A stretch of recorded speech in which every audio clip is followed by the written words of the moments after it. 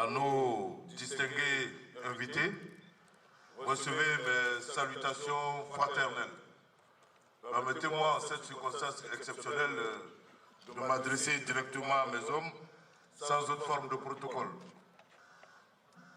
Officiers, sous-officiers, militaires du rang de l'armée de terre, il n'est pas coutumier que le chef d'état-major général des armées intervienne au cours d'une cérémonie de passation de commandement. Mais je ne saurais laisser passer une telle occasion. Vous êtes tous rassemblés, représentants de toutes les unités de l'armée de terre, pour vous dire mes sentiments devant ce que vous avez accompli depuis un certain nombre d'années. Je voudrais vous dire toute ma fierté.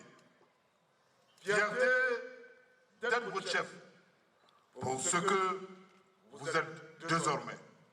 Oui les gars, félicitations à tous, car nous nous sommes améliorés, particulièrement l'armée de terre. Cela transparaît clairement dans notre vie en caserne. Vos attitudes sur le terrain, sur les théâtres d'opération, à l'intérieur comme à l'extérieur, dans vos rapports avec les populations. L'ordre et la discipline qui règnent dans nos casernes, la tenue étanche de nos frontières, la quiétude dans nos villes garnisons, les témoignages décernés à nos contingents en opération extérieure sont de réels motifs de satisfaction. Nous ne sommes pas tous parfaits, ce qui est évident, comme dans toute communauté humaine. Tout n'est pas parfait, ce qui est évident aussi, comme dans toute œuvre humaine. Mais il apparaît clairement que nous sommes devenus meilleurs. La grande muette l'est redevenue.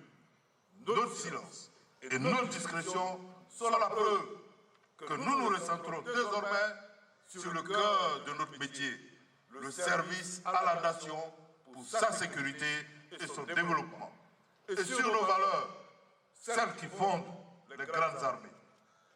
Nous sommes sur le chemin, celui de la reconquête de notre fierté, et nous progressons sûrement, sans bruit. Bravo à tous. Je voudrais en profiter pour remercier le président de la République, chef suprême des armées, et le ministre d'État, ministre de la Défense, pour la bienveillante attention portée à nos préoccupations et le changement qualitatif apporté à nos conditions de vie et de travail. L'acquisition récente de matériel majeur de combat, afin que chacun de nous soit employé selon sa spécialité, en est la parfaite illustration. Félicitations au général de division Dem Ali Justin, chef d'état-major de l'armée de terre sortant, pour le travail abattu en parfaite collaboration avec l'état-major général, ce qui lui vaut cette promotion. Mon général, je voudrais compter sur le même niveau d'engagement, le même état d'esprit participatif à mes côtés à l'état-major général des armées. Général de brigade, Chérif Ousmane, chef d'état-major de l'armée de terre entrant, je vous réitère à nouveau l'état final recherché du plan d'action FACI 2025.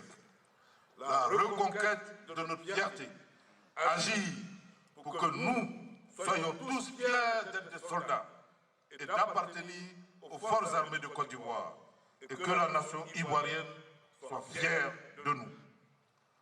Je vous ai bien entendu et je n'ai aucun doute que nous continuerons la marche ensemble, touche par touche, amélioration après amélioration.